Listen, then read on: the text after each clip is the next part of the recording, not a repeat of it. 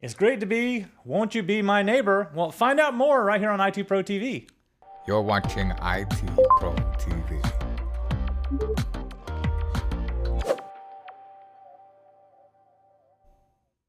Hello, we are talking about BGP Neighbor States, and here is my neighbor, Anthony Sequeira.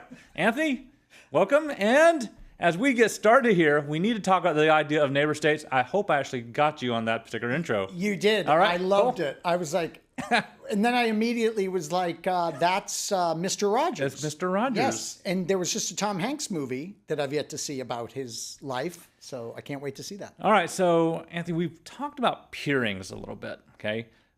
We need to talk about the idea of neighbor states because there's a lot more to it than what we've shown. So let's dive into that a little bit more. Yeah, let's do it. I have a topology up. And by the way, this is one of those episodes where the particular topology isn't all that relevant, right? What we need to do is dive into the command line. We've got this R1 device.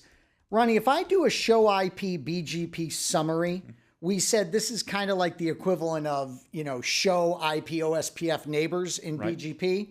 Look at this. Reminder. On the peering with the .3 device, we see a 6 over here. So the neighbor state there is fully established, isn't Right. it? And we have gotten 6 prefixes from that neighbor. Notice above idle. Idle. So idle, it's just sitting there in that BGP neighbor state. This is pretty interesting. Admin in parens. That's not often that you see that. Watch this. If I do a show run section BGP, we are going to see that I have that neighbor shut down. So you can go into a particular neighbor and you can shut it down. And sure enough, I love it. They put admin in parentheses there for the state to just tell you, look, you're an idle and it was you that did it, silly. So that's like the administratively down that we see, right? That's right. Okay. It's like admin down on an interface. I love it. So why did I down that neighbor? Well, watch this. We're going to learn by debug. Oh my gosh. I'm quoting someone famous in Cisco training on that. It's Bruce Caslow at Micronics training. No, that's Narvic's outfit. Yeah. It's Bruce Caslow with, I'll think of it. He's got a great training company. And one of the neat things they do, Ronnie, that you'll be interested in is they offer CCIE practice labs where you take the lab and then they grade you. Nice. Yeah. And they're really affordable too. So it's nice. But anyways, Bruce Caslow. Net Masterclass. Net Masterclass. Thank you. Big shout out to those great people. So Bruce always taught, debugs are great for troubleshooting, but they're also great for learning.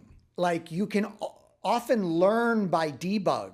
And this is a great time to do that, Ronnie. So let's do this. Let's debug IP, BGP, and we want to see everything we can involving the IPv4 unicast address family for Border Gateway Protocol. So I do a debug IP, BGP, IPv4 unicast, and now you probably guessed what I'm going to do. I'm going to go into router BGP 65213, and I'm going to say no neighbor 192.168.0.2 shutdown.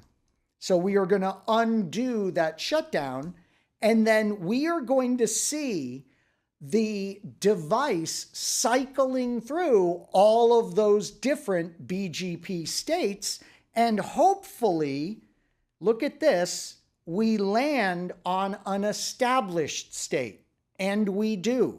So that's great news. So if we go back up to the top here, you're going to be able to see that there was an open. This is the open messaging, and there was a delay actually on going into the active state. So you get some behind the scenes details. I love it. But then this is a big one, Ronnie. Right. We go from idle to active.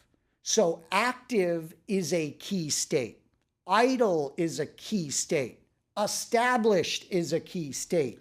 So if it's in idle, we're pretty much saying that is stuck there some way. That's and right. it's just not advancing forward. That's right. I mean, idle is often you've got a problem because you tried to do the configuration correctly behind the scenes. And this is why I love the debug. We don't normally get to see some of these, what I call transitionary states. You know, we don't get to see them.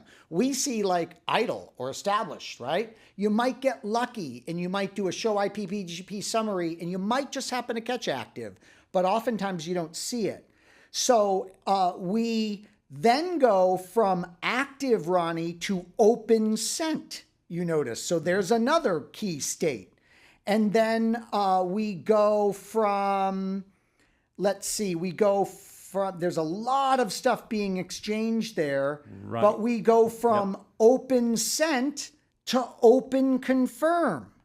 And then we go from open confirm right to the established state. So there are a bunch of BGP neighbor states that we do transition through, as we see here, that gives us our full peering. And remember, the full peering we end up seeing with our show IP BGP summary. Now we see that we are in that established state, and it shows up once again with the number of prefixes. Let me turn off the debug because you notice that is a noisy debug.